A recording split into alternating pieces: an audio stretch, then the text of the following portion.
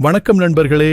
சில பேர் அடிக்கடி பொய் பேசுறத நாம பார்த்திருப்போம். அப்படி பொய் பேசுறது நல்லதா அப்படின்னு கேட்டா நிச்சயமா இல்ல. ஒரு சின்ன பொய்க்கு கூட நம்மளோட மொத்த வாழ்க்கையை முழுசா மாத்தக்கூடிய சக்தி இருக்கு. எப்படின்னு கேக்குறீங்களா? இதை ஒரு சின்ன கதை மூலமா பார்க்கலாமா? இது போன்ற சிறந்த கதைகளுக்கு இந்த சேனலை சப்ஸ்கிரைப் பண்ணிக்கோங்க. ஒரே ஒரு சிறிய பொய் மூலம் அவளுடைய மொத்த வாழ்க்கையுமே மாறிவிட்டது. ஆனால் அந்த பொய்யை அவள் வெளியே அறிவித்த போது அவளுக்கு நன்மைகளும் நடந்தன. முன்னொரு காலத்துல காடுகளாலும் மலைகளாலும் சூழப்பட்ட ஒரு அழகான கிராமம் இருந்தது. அந்த கிராமத்தின் அருகே ஒரு பெரிய காடு இருந்தது. அந்த பெரிய காட்டின் அருகே ஒரு விறகு வெட்டுபவன் தன் மனைவியுடன் வசித்து வந்தான். அவனுக்கு 3 வயதுடைய ஒரு பெண் குழந்தையும் இருந்தது. அவர்கள் மிகவும் ஏழையாகவே இருந்தார்கள். அவர்கள் தினசரி உணவுக்கு கூட மிகவும் கஷ்டப்பட்டார்கள். ஒரு நாள் காலை அந்த விறகு வெட்டுபவன் துக்கத்துடன் காட்டிற்கு சென்று விறகு வெட்டி கொண்டிருந்தான். அப்போது திடீரென்று அவன் முன் ஒரு உயரமான மற்றும் அழகான தேவதை தலையில் நட்சத்திரங்களின் கிரீடத்துடன் தோன்றியது. நீ மிகவும் ஏழையாக இருந்து கஷ்டப்பட்டுக் கொண்டிருக்கிறாய். நான் உனக்கு உதவி செய்யவே இங்கு வந்திருக்கிறேன். அதனால் உன்னுடைய குழந்தையை என்னிடம் கொடுத்துவிடு. நான் அவளை என்னுடன் அழைத்துச் சென்று ஒரு தாயைப் போல அவளை பராமரித்துக் கொள்கிறேன் என்று கூறியது அந்த தேவதை. அதற்கு விறகு வெட்டுபவனும் கீழ்ப்படிந்து தன் குழந்தையை கொண்டு வந்து அந்த தேவதையிடம் கொடுத்தான். தேவதை அவளை சொர்க்கத்திற்கு அழைத்துச் சென்றது. அங்கே அந்த மரம் வெட்டுபவனின் குழந்தை நன்றாக இருந்தது. நல்ல உணவுகளை சாப்பிட்டது. அந்த குழந்தைக்கு தங்கத்தாலான உடையும் இருந்தது. சிறிய தேவதைகளும் அவளுடன் விளையாடினர். அந்த குழந்தை சில காலங்களில் வளர்ந்துவிட்டது. அவளுக்கு 14 வயது இருந்தபோது ஒரு நாள் தேவதை அவளை அழைத்து, அன்புள்ள மகளே, நான் ஒரு நீண்ட பயணத்தை மேற்கொள்ளப் போகிறேன். எனவே சொர்க்கத்தின் 13 கதவுகளின் சாவியை நான் உன்னிடம் கொடுப்பேன். இவற்றில் 12ஐ நீ திறந்து அவற்றில் உள்ள ஆசீர்வாதத்தையும் பெற்றுக்கொள்ளலாம். ஆனால் இந்த 13வது கதவை நீ ஒருபோதும் திறக்கவே கூடாது. அப்படி ஒரு முறை நீ திறந்து பார்த்தால் நீ பெற்ற ஆசீர்வாதங்கள் அனைத்தும் உன்னை விட்டு போய்விடும்.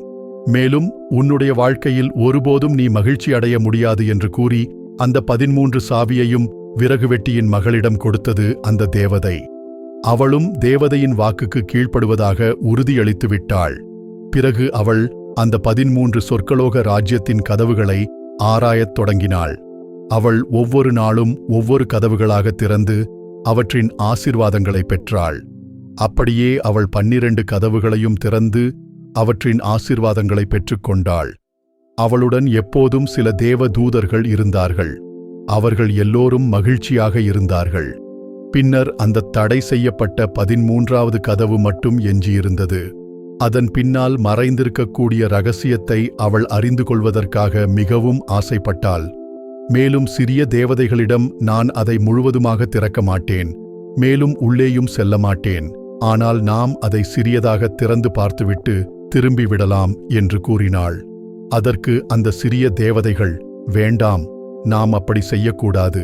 அப்படி செய்தால் அது ஒரு பாவமாக மாறிவிடும். பிறகு நம் வாழ்வில் மகிழ்ச்சியே இருக்காது என்று கூறினார்கள். அதை கேட்டு விறகு வெட்டியின் மகள் அமைதியாகிவிட்டாள். ஆனால் அவளுடைய இதயத்தில் இருந்த ஆசை மட்டும் அடங்கவே இல்லை. அவள் எப்போதும் அதை பற்றியே சிந்தித்துக் கொண்டிருந்தாள். ஒருமுறை தேவதைகள் இல்லாத போது அவள் மட்டும் தனியாக இருந்தாள். எனவே அவள் அந்த சிறிய சாவியை கொண்டு 13வது கதவையும் திறந்துவிட்டாள். அந்த கதவை திறந்தவுடன் அவள் கைவிரல் பொன்னிறமாக மாறியது. உடனடியாக அவளை ஒரு பயம் தொற்றிக் கொண்டது. அதனால் அவள் உடனே அந்த கதவை வலுவாக மூடிவிட்டு அங்கிருந்து ஓடிவிட்டாள். ஆனால் அவளுடைய பயம் மட்டும் அவளை விட்டு விலகவில்லை. கதவை திறந்ததால்தான் அவள் கைவிரல் பொன்னிறமாக மாறியது என்பதை உணர்ந்தாள்.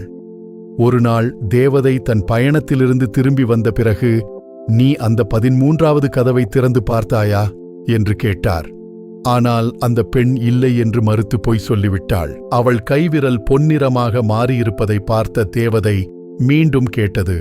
ஆனால் இந்த முறையும் அவள் உண்மையை ஒப்புக்கொள்ளவில்லை. இதனால் கோபமடைந்த தேவதை, நீ எனக்கு கீழ்ப்படியவில்லை, மேலும் நீ பொய் சொல்கிறாய், எனவே நீ இந்த சொர்க்கத்தில் இருக்க தகுதியற்றவள் என்று கூறி அவளை சபித்துவிட்டார். அவள் பூமியில் உள்ள ஒரு வனாந்திர பகுதியில் விழுந்தாள். அவள் கத்த நினைத்தாள். ஆனால் அவளால் வாயை திறந்து ஒரு வார்த்தை கூட பேச முடியவில்லை. அவள் எழுந்து ஓட நினைத்தாள். ஆனால் அவளால் ஓட முடியவில்லை. எங்கு பார்த்தாலும் அவளை சுற்றி ஒரு அடர்த்தியான முட்களின் வேலியால் அவள் தடுத்து நிறுத்தப்பட்டாள். அந்த வேலியை அவளால் உடைக்க முடியவில்லை. அங்கு ஒரு வெற்றுமரம் மட்டும் இருந்தது. அந்த மரத்தையே அவள் வசிப்பிடமாக பயன்படுத்திக் கொண்டாள். அவளுடைய இதயம் தொடர்ந்து அமைதி இல்லாமல் துடித்துக்கொண்டே இருந்தது. கைவிரல் பொன்னிறமாகவும் மாறியிருந்தது. அவள் தன் கையை நீரில் தேய்த்து கழுவினாலும் அதன் நிறம் மாறாமல் இருந்தது. பிறகு தேவதை அவளிடம் இருந்த சாவிக்கொத்தை பெறுவதற்காக மீண்டும் அவள் முன் தோன்றியது. இப்போது மீண்டும் அவளிடம், நீ 13வது கதவை திறக்கவில்லையா என்று கேட்டது. இப்போதும் அவள் இல்லை என்று பதில் அளித்தாள். பின்னர் தேவதை அவள் நெஞ்சில் கை வைத்து அவளுடைய இதயத் துடிப்பு எப்படி இருக்கிறது என்பதை உணர்ந்து கொண்டது. அவள் தன் கட்டளையை மீறி 13வது கதவை திறந்திருப்பதை சரியாக கண்டது. பின்னர் மீண்டும் அவளிடம் கேட்டது, நீ அதை செய்யவில்லை என்று உனக்கு உறுதியாக தெரியுமா என்று. ஆனால் அவள் இல்லை என்று பொய்கூறி மீண்டும் மறுத்துவிட்டாள். பிறகு தேவதை அவள் முன்னிருந்து மறைந்து விட்டது. அவள் தன்னுடைய இந்த துயரமான வாழ்க்கையை நினைத்து மிகவும் கசப்புடன் இருந்தாள். காட்டு பழங்களை அவளுடைய ஒரே உணவாக கொண்டிருந்தாள். குளிர்காலத்தில் அவளை பாதுகாத்துக் கொள்ள அவள் இலைகளை தேடிக் கொண்டிருந்தாள். இவ்வாறாக அவள் அந்த காட்டில் சில வருடங்கள் வலிகளையும் துன்பத்தை அனுபவித்துக் கொண்டிருந்தாள். ஒரு நாள் அந்த நாட்டின் ராஜா காட்டில் வேட்டையாடிக் கொண்டிருந்தான். அப்போது அவன் ஒரு மானை பின்தொடர்ந்து சென்றான். அந்த மான் இவள் அடைபெற்றிருந்த அந்த புதருக்குள் ஓடியபோது அவன் தன் குதிரையிலிருந்து இறங்கி புதர்களை தன் வாளால் வெட்டி எடுத்து ஒரு பாதையை உருவாக்கினான். கடைசியாக அவன் அதனுள் நுழைந்தபோது மரத்தின் அடியில் ஒரு அழகான பெண் அமர்ந்திருப்பதைக் கண்டான். அவள் அங்கேயே அமர்ந்திருந்தாள். அவன் அசையாமல் நின்று அவளை ஆச்சரியத்துடன் பார்த்தான். பிறகு அவன் அவளிடம், நீ யார்? ஏன் இந்த வனாந்தரத்தில் அமர்ந்திருக்கிறாய் என்று கேட்டான். ஆனால் அவள் எந்த பதிலும் சொல்லவில்லை. ஏனென்றால் அவளால் வாயை திறக்க முடியவில்லை. ராஜா, நீ என்னுடன் கோட்டைக்கு வருவாயா என்று கேட்டான். அதற்கு அவள் தலையை சிறிது ஆட்டினாள். ராஜா அவளை தன் கைகளில் ஏந்தி தன் குதிரையின் மேல் வைத்து சுமந்து அவளுடன் கோட்டைக்குச் சென்றான். அவள் அரண்மனையை அடைந்ததும் அவளுக்கு அழகான ஆடைகளை அணிவித்து சாப்பிட நல்ல உணவுகளை கொடுத்தார்கள். அவளால் பேச முடியவில்லை என்றாலும் அவள் இன்னும் அழகாகவும் வசீகரமாகவும் இருந்ததால் அந்த ராஜா அவளை முழுமனதுடன் நேசிக்கத் தொடங்கினான். சிறிது நாட்களுக்குப் பிறகு அவளை மணந்து 1 வருடம் கடந்த பிறகு ராணி ஒரு மகனை பெற்றெடுத்தாள்.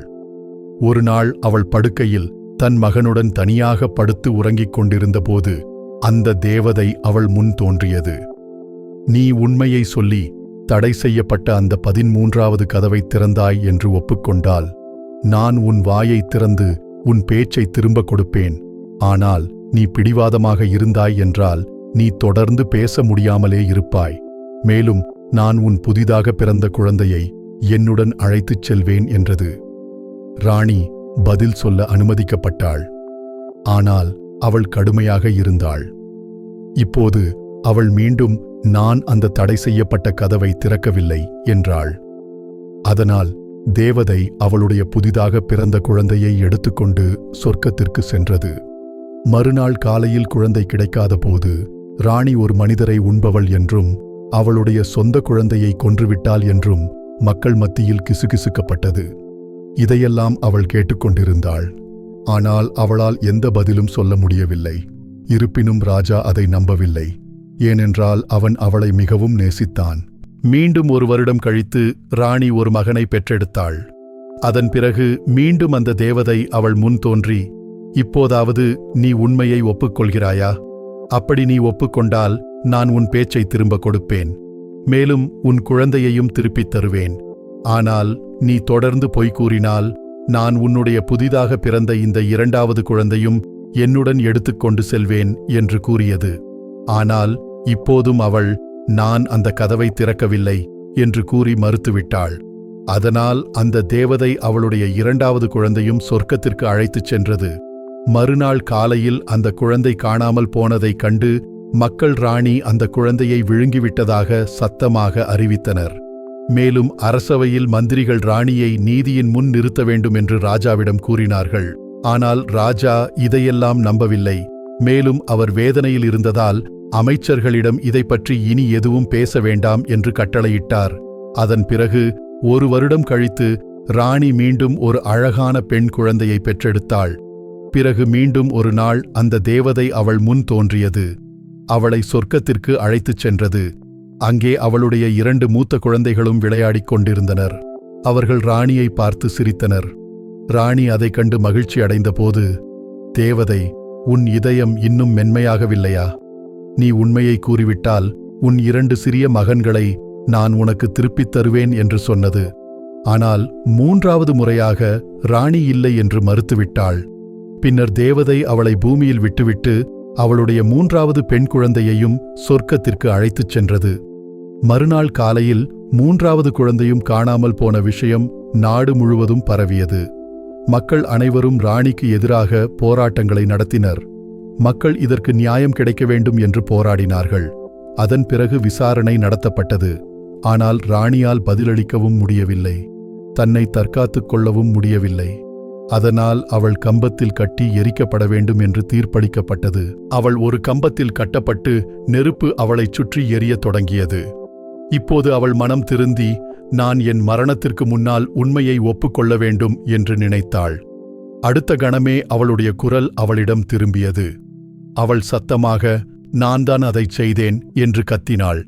வானத்திலிருந்து ஒரு மழை பெய்து தீப்பிழம்புகளை அணைத்தது. வானத்தில் ஒரு சிறிய ஒளி வெடித்தது. தேவதை ராணியின் 2 சிறிய மகன்களையும் மற்றும் புதிதாக பிறந்த மகளையும் கொண்டு வந்து கீழே இறங்கியது. தேவதை ராணியிடம் தன் தவறுகளை மனம் திருந்தி ஒப்புக்கொள்பவர் மன்னிக்கப்படுவார் என்றது. பின்னர் 3 குழந்தைகளையும் அவளுக்கு கொடுத்து அவளுடைய பேச்சையும் திருப்பிக் கொடுத்தது. ராணி இப்போது அரண்மனையில் மகிழ்ச்சியாக வாழ்ந்தாள். நண்பர்களே, நீங்களும் உங்கள் வாழ்நாளில் ஏதாவது சிறு சிறு தவறுகளை செய்கிறீர்களா? தவறு செய்யாத மனிதர்கள் என்று யாருமே இல்லை. ஆனால் அந்த தவறை மறைப்பதற்காக பொய் கூறாதீர்கள். தவறுகளை அறிவித்து விடுங்கள். ஏனென்றால் ஒரு சிறிய பொய்யால் நம்முடைய முழு வாழ்க்கையுமே மாறிவிடலாம். நீங்களும் இதுபோன்று உங்கள் வாழ்க்கையில் சுவாரஸ்யமான நிகழ்வுகளை பார்த்திருக்கிறீர்களா என்பதை கமெண்ட் பாக்ஸில் தெரிவிங்கள். இந்த கதை பிடிச்சிருந்தால் ஒரு லைக் செய்யுங்கள்.